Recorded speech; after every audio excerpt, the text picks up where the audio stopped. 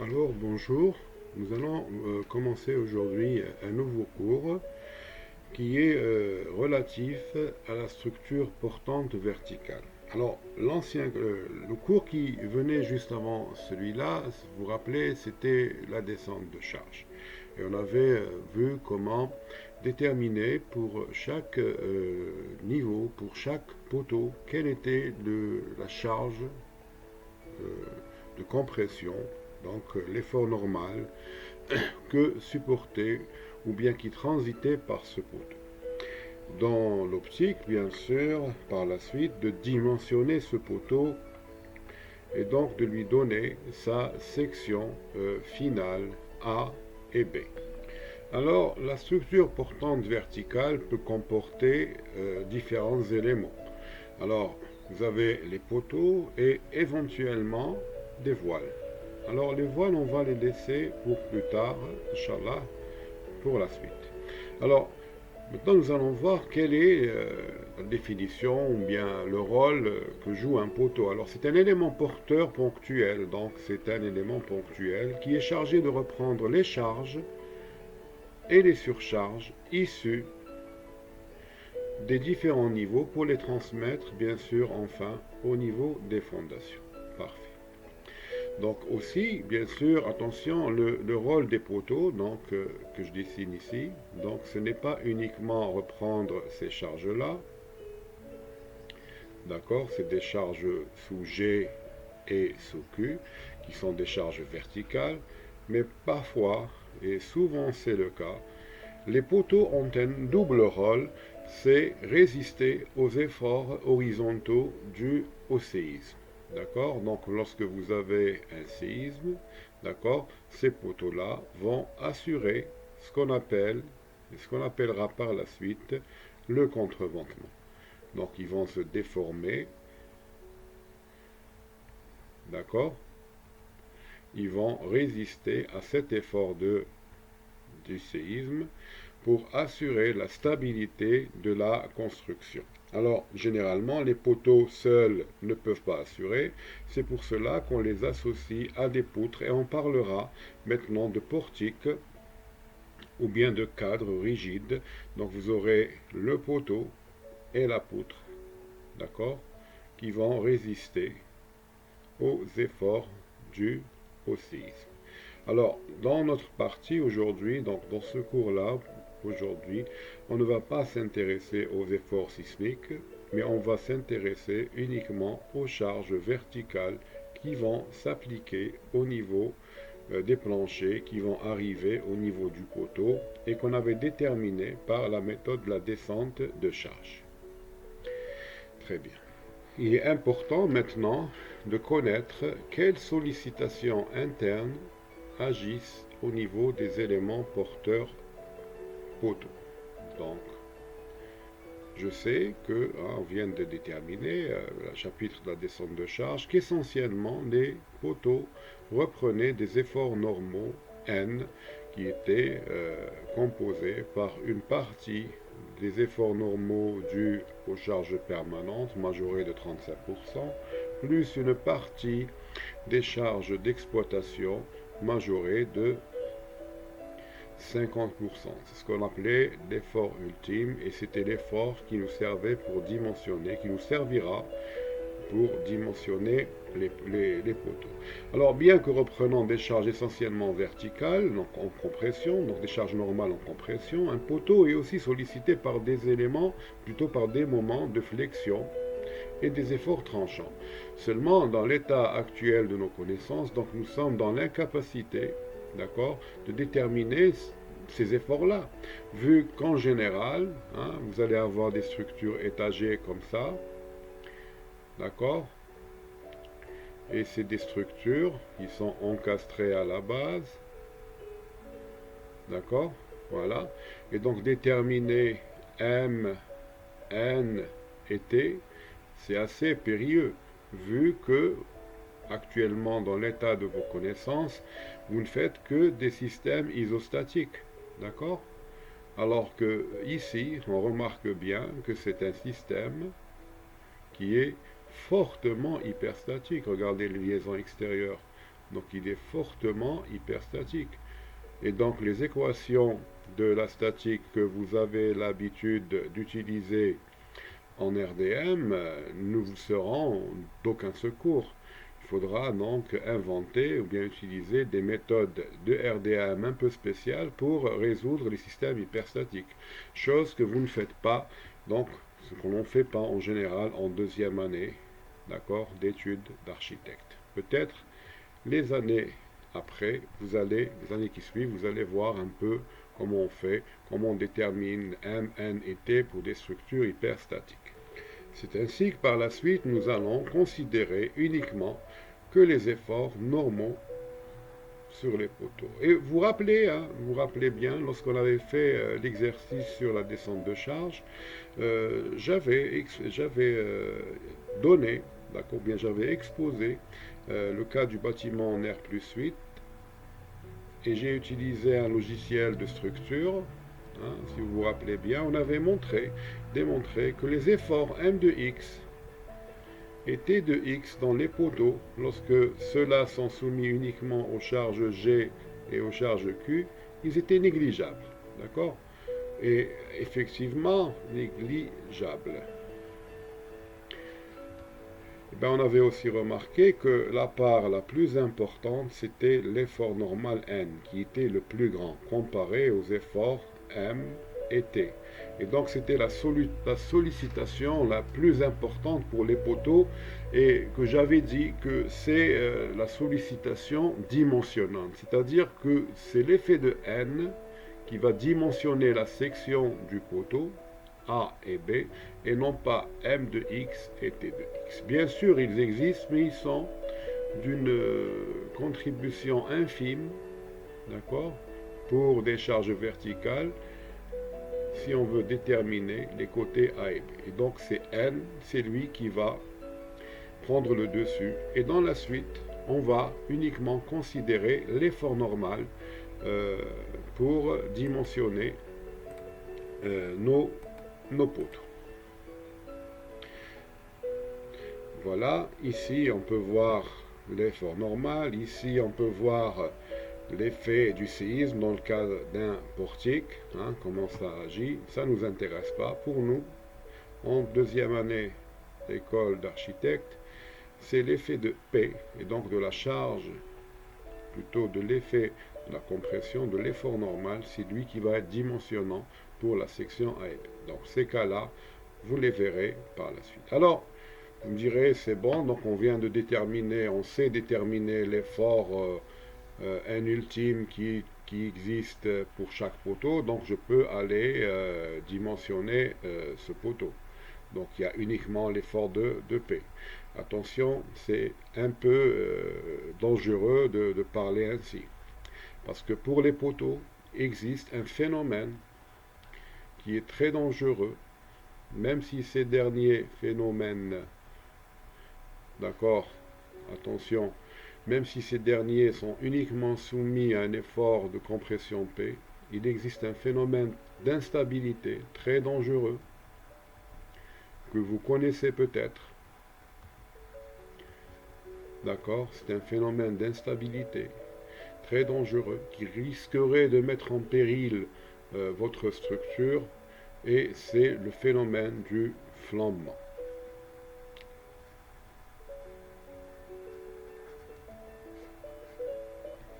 Voilà le flambement. Alors par définition, le flambement, c'est un phénomène d'instabilité élastique se traduisant par le fléchissement ou bien la flexion d'un poteau, d'accord, soumis exclusivement à un effort normal centré. Alors comment peut-on expliquer cela?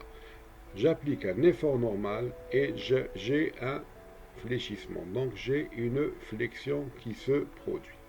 Alors, ces figures qui sont juste après pourraient vous expliquer le phénomène. Alors, vous avez donc un poteau métallique, ici à H, soumis à deux efforts normaux.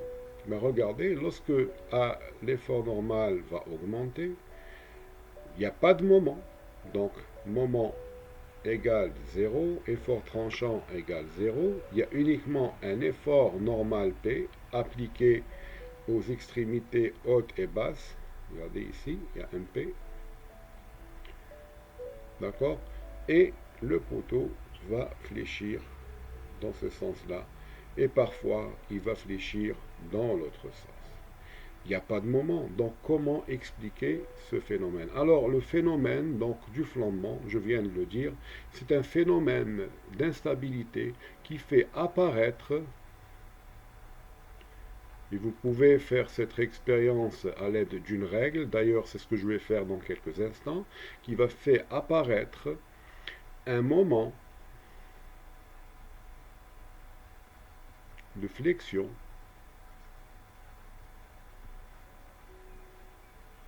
le long, parasite, pardon, c'est une flexion qui est parasite,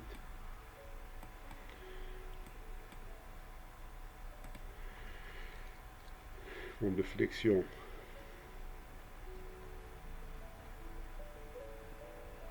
parasite, et donc au bout du compte, votre poteau, en cette section, il est soumis à un effort normal P, et un moment, regardez, supplémentaire, ou bien parasite, je vais mettre parasite, d'accord, qui est fonction de P. Plus j'augmente P, plus la flexion va augmenter et plus ce moment va augmenter. Donc regardez, si je calcule réellement mon poteau comme s'il reprenait uniquement une charge P, eh bien j'aurais tout faux. Car réellement, à un moment donné, si la charge venait à augmenter au-delà d'une certaine limite, eh bien il viendrait apparaître, d'accord, il va apparaître un moment parasite dû au flambement, d'accord, en plus de la charge P. Donc finalement, mon poteau, s'il avait été dimensionné uniquement pour reprendre P, s'il arrive au seuil de flambement, il cassera, parce qu'il a été calculé uniquement pour reprendre ça, et non pas pour reprendre P et un moment de flexion parasite dû au flambement.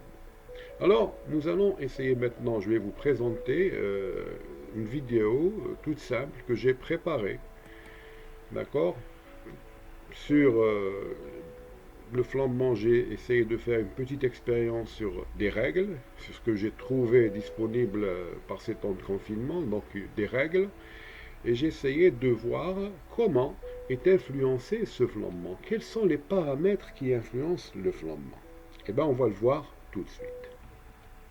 Alors, nous allons maintenant essayer de réaliser une expérience de flambement, d'accord?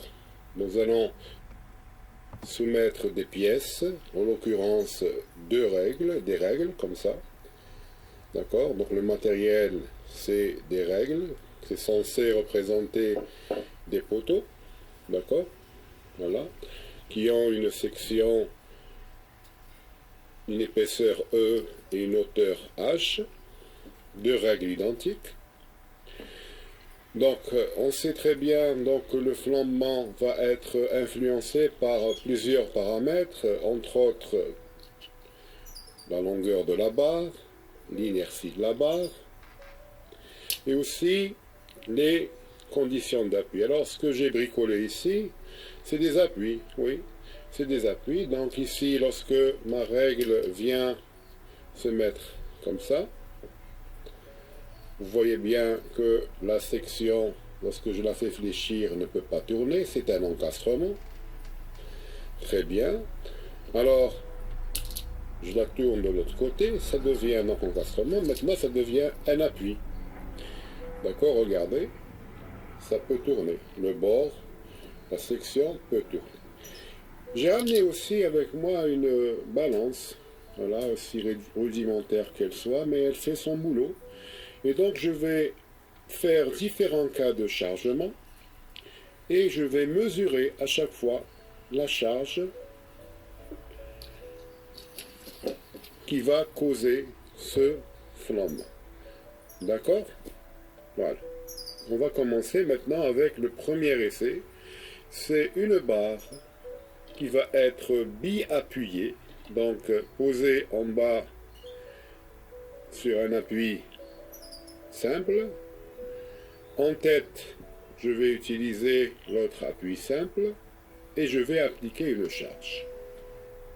Voilà le montage, donc appuyer en haut, appuyer en bas, et je vais appuyer donc avec un effort de compression jusqu'à ce que la barre flambe, d'accord, comme ça.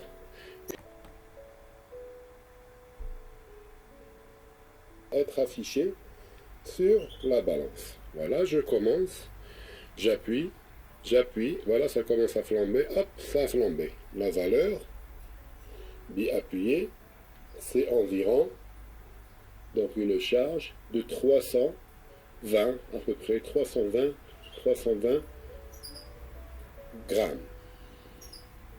Donc une barre bi-appuyée,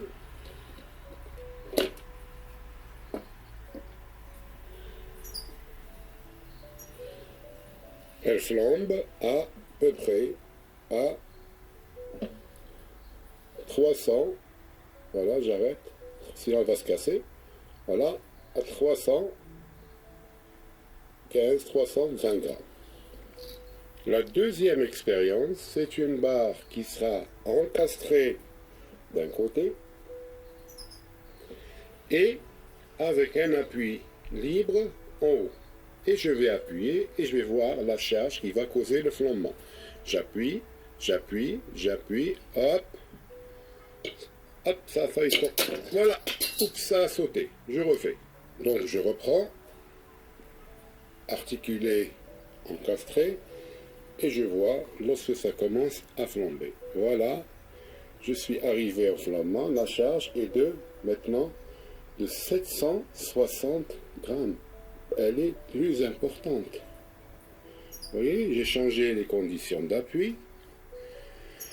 La même règle, la même inertie, la même longueur. Les conditions d'appui changent. La charge, donc l'effort normal qui va causer le flambement, devient plus important. Voilà.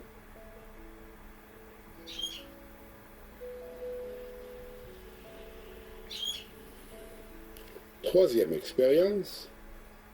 Ma colonne est encastrée en tête, encastrée en bas, et je vais appliquer une charge jusqu'à ce qu'elle flambe. Regardez, hop, ça commence à flamber. Je lis 1000, voilà, à peu près 1100. Là, je refais. À peu près 1100 à 1200.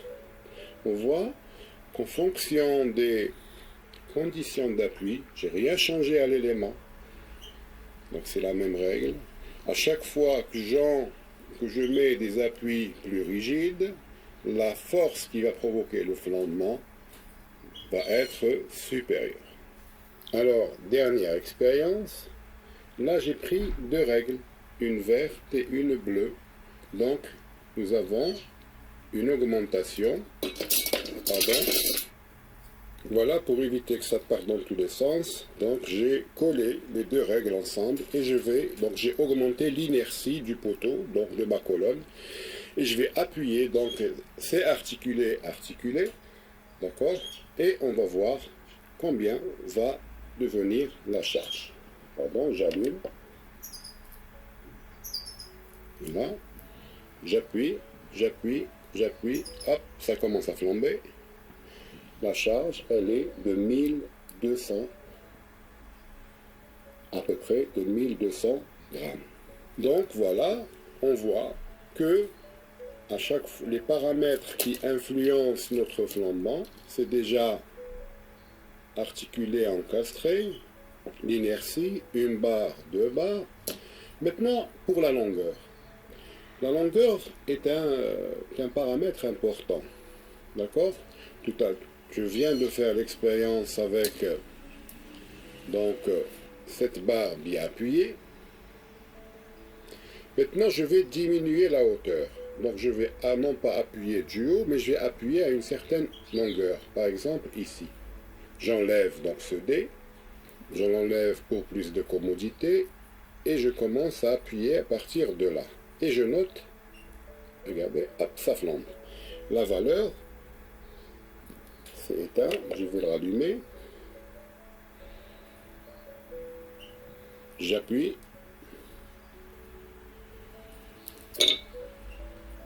J'appuie donc, ça flambe, regardez, avec une autre distance, longueur. La charge, elle est de 1700 à 1800. La charge de flambement a augmenté lorsque la longueur a diminué. Donc voici les trois expériences qu'on vient de réaliser. Et donc nous avons les mêmes poteaux, donc les mêmes règles, de longueur L, L, L, L. Lorsque le poteau est bi-articulé, il faudra appuyer 320 grammes pour obtenir le flambement. Donc si j'appuie, donc si la charge revenant au poteau est inférieure à cette charge-là, et le poteau est bi-articulé, donc il n'y aura pas risque de flambement. Si par contre j'arrive à cette charge-là, donc la descente de charge me donne une charge plus importante que ça, là il va y avoir risque de flambement. Si par contre ce poteau est bi-encastré, et j'ai une descente de charge, et donc la longueur étant la même, il faudra jusqu'à 760 grammes pour arriver, d'accord, bon je parle de grammes, mais je pourrais parler sans unité, donc 760, donc le double, d'accord, plus que le double, pour arriver à avoir un flambement. Donc si ma charge est inférieure à 760, 750, on n'aura pas risque de flambement, risque d'instabilité, il n'y aura pas cette flexion. Alors, la même chose ici, lorsque votre poteau est bi-encastré, d'accord, voilà, il faudra appuyer encore plus pour qu'il y ait flambement. Et donc on voit que les conditions d'appui sont favorables au flambement, c'est-à-dire si j'ai un poteau qui risque de flamber, il est biarticulé, d'accord, il suffira d'ajouter un encastrement. Alors ici c'est une rotule, là c'est pas un encastrement, donc c'est un appui simple, d'accord, il suffira de rajouter à chaque fois plus d'appui pour qu'il flambe moins, ou bien je peux augmenter l'inertie. Regardez ici, c'est le même cas. Donc c'est des règles de L, L, ici bi-articulé. Alors, seulement ici, j'ai deux fois l'inertie. J'ai la première règle et j'ai collé à la deuxième, je lui ai collé une autre règle. Donc j'ai une inertie I1, j'ai une inertie I2. D'accord? Et voilà, et ça risque de flamber autour de l'axe, si j'appelle ça l'axe X et ça plutôt l'axe Y et ça l'axe Z, donc ça risque de flamber autour de l'axe Z, l'axe de faible inertie, donc il y a flambement, donc c'est une donnée importante, donc le flambement c'est toujours autour de la plus faible inertie.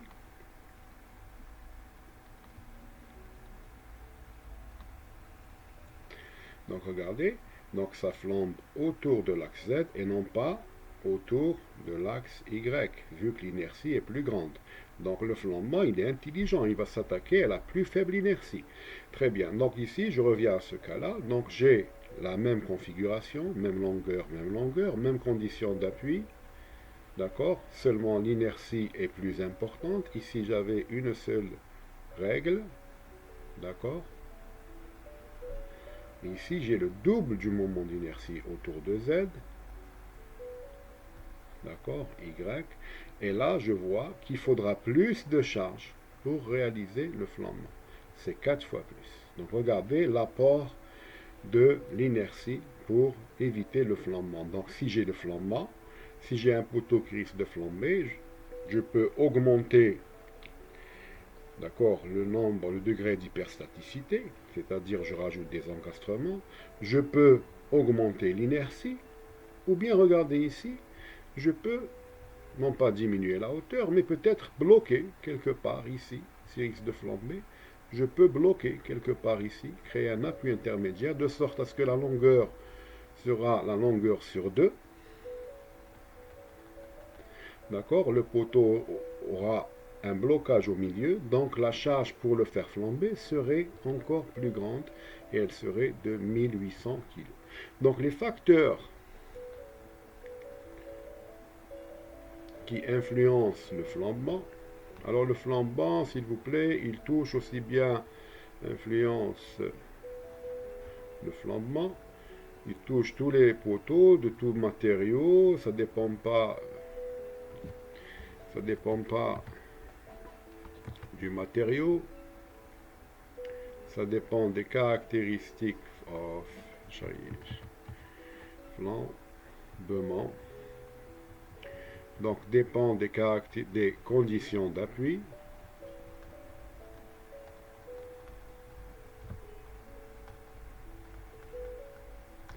Il dépend de la longueur du poteau. Donc si vous avez des poteaux élancés, comme c'était dans le cas du double hauteur, ces derniers peuvent flamber. Attention, il faut faire gaffe. Donc conditions d'appui, longueur du poteau et l'inertie. Alors l'inertie, elle est liée à un autre paramètre qu'on appelle l'élancement. Vous allez voir en RDM, c'est le rapport de la longueur sur le rayon de giration. Alors, je ne donne pas plus d'informations ici. Alors, c'est la longueur de flambement là, sur le rayon de giration. Alors, cette notion-là, vous allez la voir en RDM très bientôt, Inch'Allah. Voilà donc les paramètres qui influencent le flambement. Donc, à chaque fois que j'ai un poteau, voilà, par exemple, on va voir ses conditions d'appui, on va voir sa longueur et on va voir son inertie, donc A et B. Et c'est à partir de là qu'on dira ce poteau est susceptible de flamber pour telle charge P ou non. S'il est susceptible de flamber, eh bien, on aura tout intérêt soit à augmenter l'inertie, donc augmenter l'un des deux côtés ou les deux A et B, soit bloquer ce poteau par des dispositifs quelconques pour que la longueur diminue, et là, la charge de flambement deviendrait importante, et donc il n'y aura pas risque de flambement, ou bien changer les conditions d'appui en tête et en pied de ce poteau. Voilà.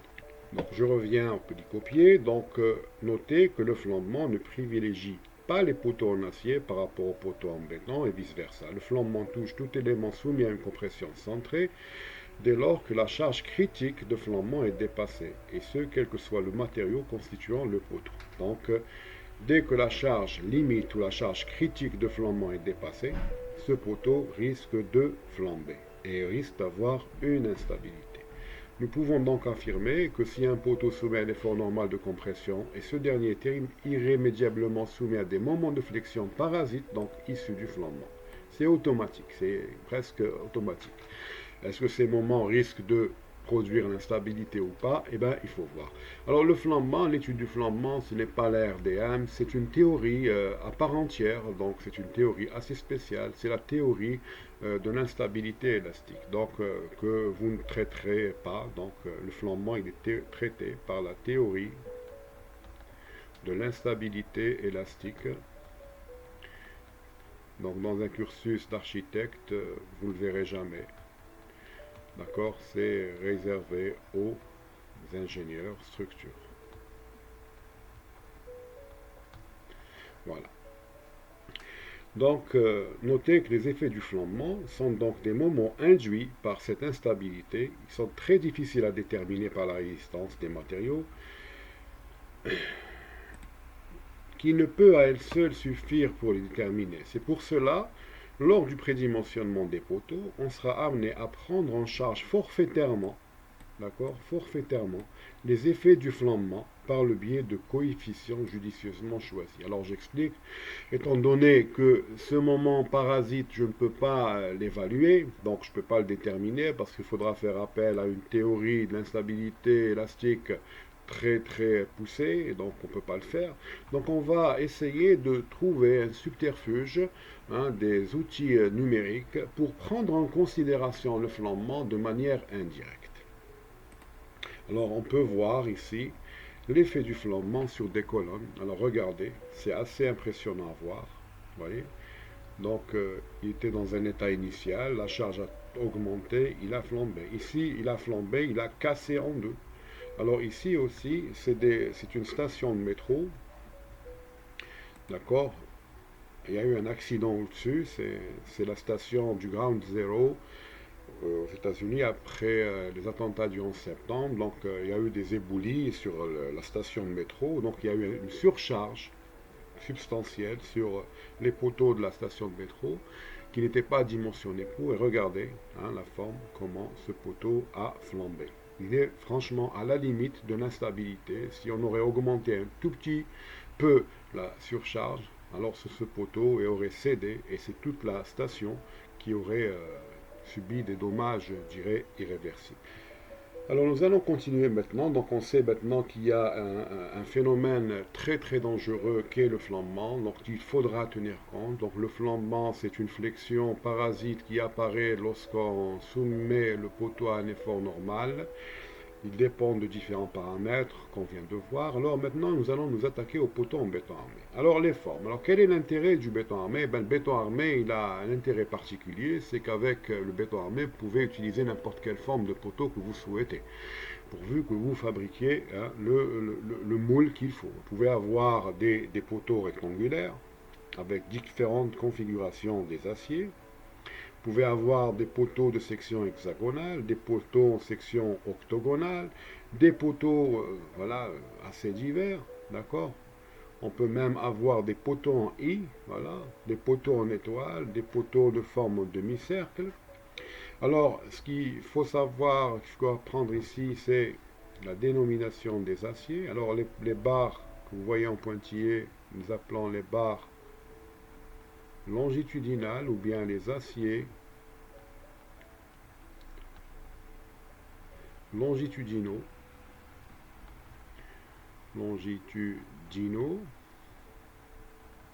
Vous avez aussi des barres comme ça, dans le sens transversal, dans la section. Donc ces barres-là, ça peut être, regardez, cette barre-là qui est comme ça, on l'appelle l'épingle. Vous avez le cadre tout autour, voilà, le cadre. Donc on peut avoir des cadres carrés, des cadres hexagonaux, voilà. Alors les épingles parfois qui sont fermées, on ne les appelle pas épingles, voilà, comme ça. On les appelle étriers. D'accord? On peut avoir des cadres doubles, donc un cadre extérieur et un cadre intérieur, très courant chez nous, d'accord? On utilise beaucoup cette configuration. Ainsi de suite, donc on peut avoir des cadres de formes très diverses. Voilà, donc l'avantage du béton, c'est que vous pouvez imaginer n'importe quelle forme et vous pourrez la réaliser. Alors ici, pour une salle de sport, par exemple, j'aimerais bien avoir des poteaux comme ça, pas vraiment circulaires, pour qu'il n'y ait pas de choc. D'accord? Si un sportif se cogne la tête, il n'y aura pas très mal, pas comme ici. D'accord? On peut même faire des poteaux en I, d'accord? De gros poteaux en I. Alors ici, on pourrait faire passer des gaines de canalisation, plutôt des canalisations, des gaines de climatisation. Et là, vous pouvez les cacher à l'intérieur de là. Alors maintenant, on voit qu'il y a deux types de ferraillage pour les poteaux. Donc les barres longitudinales, comme j'ai dit, et les barres transversales. Alors, quels sont les rôles de chaque barre? Ben, c'est ce que nous allons voir maintenant, le ferraillage des poteaux en béton armé. D'accord? Il y a le ferraillage longitudinal, c'est les barres qui traversent l'axe du poteau. Donc c'est des barres verticales disposées le long de l'axe du poteau. Eh ben, on peut les voir, donc c'est des barres longitudinales, elles sont ici, vous voyez, on traverse l'axe. En 3D, vous avez 4 barres longitudinales et puis des barres transversales qui sont les 4. Donc un ferraillage de poteau, il est constitué que de ça, que des barres longitudinales et des barres transversales. Parfois, on peut avoir des étriers, des épingles. Alors, pour la clarté, donc j'ai retenu uniquement des 4. Alors, voilà. Généralement, on met les barres au coin, comme ça. Et cette configuration des barres comme ça, orphelines, c'est déconseillé.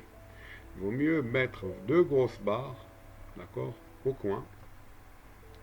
Ils sont ceinturés par des cadres. Et les barres qui ne sont pas ceinturées par quelque chose n'ont presque aucun effet. Donc c'est une configuration qui est erronée. Attention, donc lorsqu'on fait un ferraillage de barres, il faudrait que mes barres soient bien ligaturées, d'accord, par des cadres, des épingles, des étriers, comme ici. Donc on ne met pas, retenez ça bien, on ne met pas de barres orphelines comme ça dans les poteaux.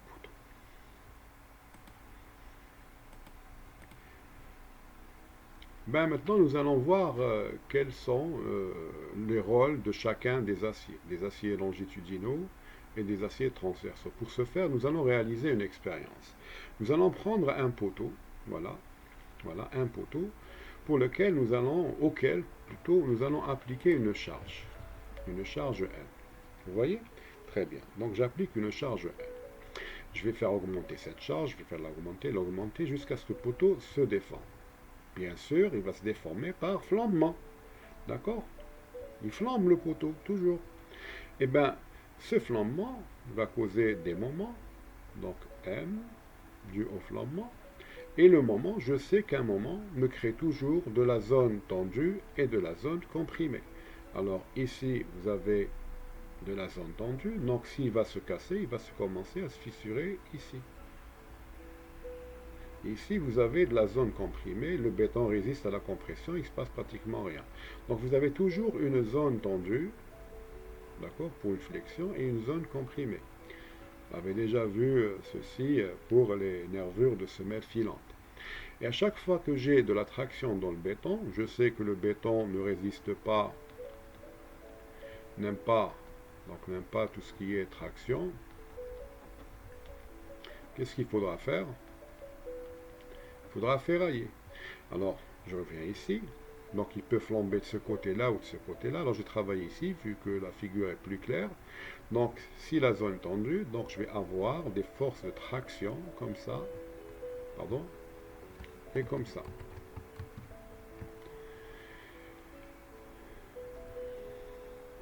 Donc, je vais avoir une force de traction qui va tirer vers le haut. Une autre qui va tirer vers le bas. Et donc, ça va créer des fissures, ça va casser.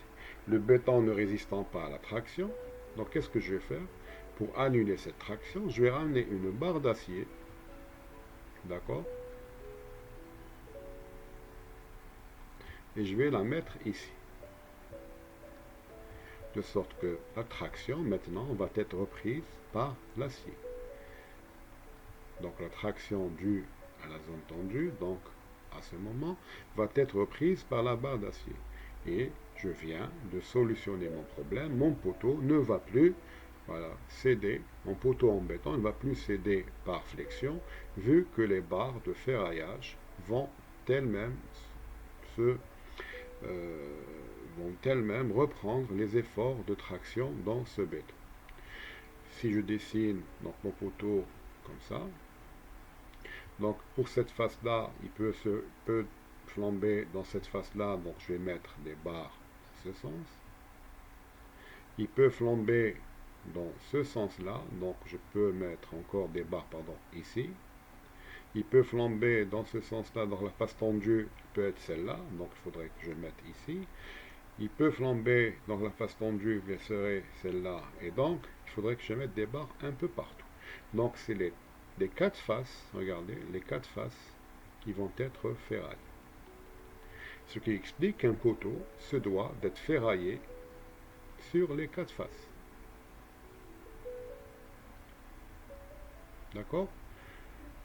Étant donné qu'il est susceptible de flamber vers là, donc il y aura des tractions ce côté-là, il est susceptible de flamber ici, les tractions seraient là, donc je mets des barres là, il pourrait flamber vers ce sens-là, et ça serait la face tendue ici, et vice-versa. Donc les quatre faces du poteau se doivent d'être ferraillées. Donc c'est pour cela, vous voyez, plus haut, donc je vais effacer tout ça. Pardon.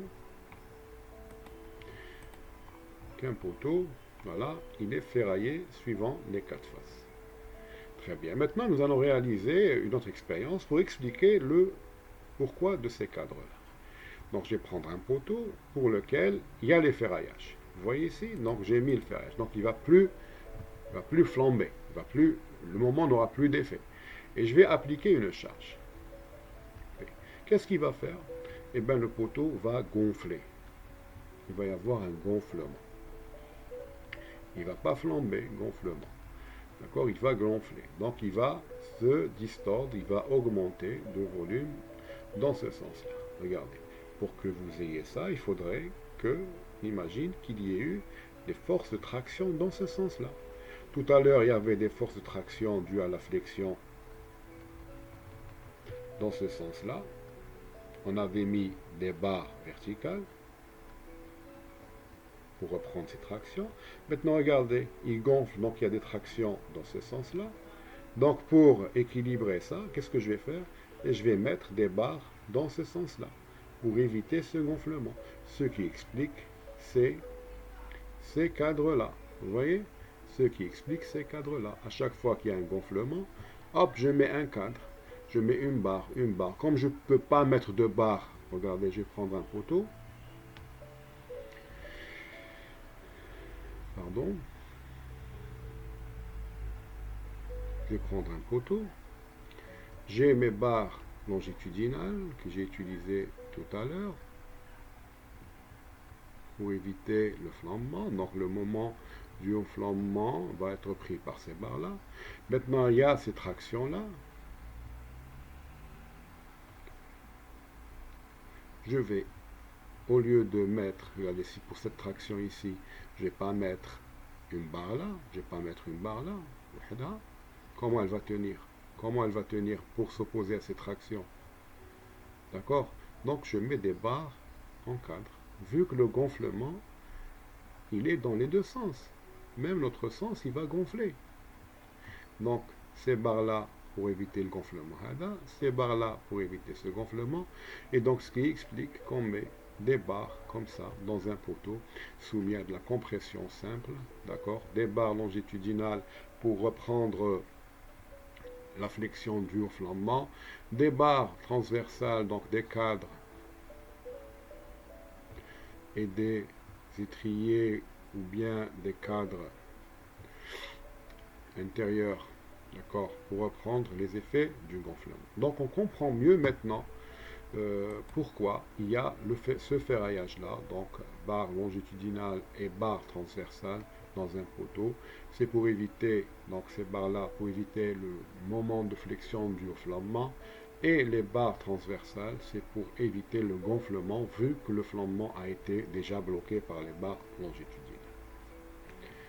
Alors il faut aussi noter un point important, que les cadres dans les poteaux, c'est vrai qu'ils s'opposent à l'effet du gonflement, mais ils auront plus tard, nous verrons plus tard, ils auront un rôle très important lors du séisme et lors des efforts tranchants liés au séisme. Là, vous avez un séisme, donc vous allez avoir des poteaux qui vont fléchir à gauche et à droite. Il va y avoir des efforts tranchants très importants et souvent, donc tout le temps. Donc notez que ces mêmes cadres ont un rôle important pour reprendre les efforts de cisaillement dus aux efforts tranchants, surtout en cas de séisme. Donc c'est un autre chapitre. Comme l'effort tranchant devient important, plus on se rapproche des appuis et donc des nœuds. Donc l'effort tranchant, si vous dessinez l'effort tranchant, vous avez plus d'efforts tranchants au nœud qu'en travée. Les cadres donc vont être plus rapprochés au niveau des nœuds, là où l'effort tranchant est important, comme vous le voyez ici. Donc il y a plus de cadres ici qu'ici, qu'en travée, vu que l'effort tranchant va se concentrer au niveau des nœuds, donc au niveau des zones nodales.